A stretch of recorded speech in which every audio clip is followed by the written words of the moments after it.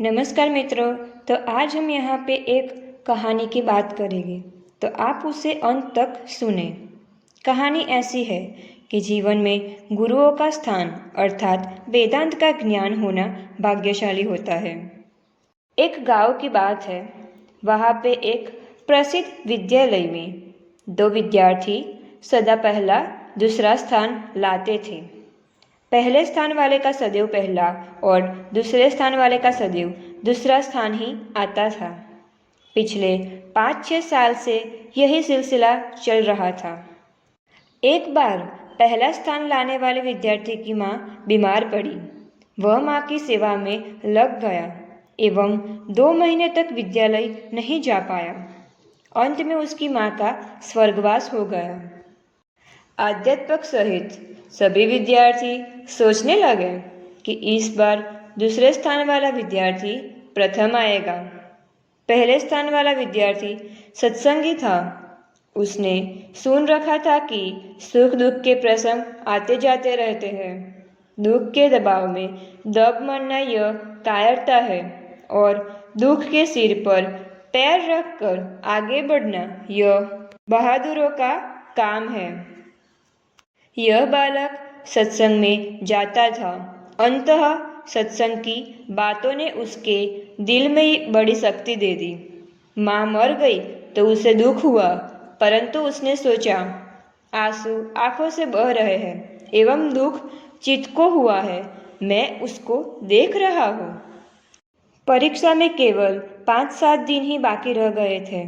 उसने हिम्मत करके पढ़ाई की और परीक्षा दे दी।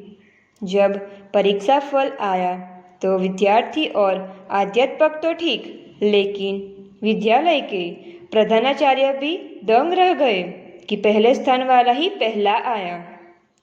पहला स्थान वाले को तो सत्संग मिला ही था, साथ ही दूसरे स्थान वालों को भी अपनी माँ के द्वारा सत्संग के कुछ रहस्य मिल चुके थे। दूसरे स्थान पाने वाला को अध्यापक अकेले में ले गए एवं कहा, तुम दोनों की उत्तर पत्रिका हमने फिर से जांची है। पहले स्थान वाले के उत्तर सही है, लेकिन तुम चाहते थे तो पहला स्थान ला सकते थे। कुछ ऐसे सरल प्रश्न थे जिनके तुमने उत्तर ही नहीं लिखे।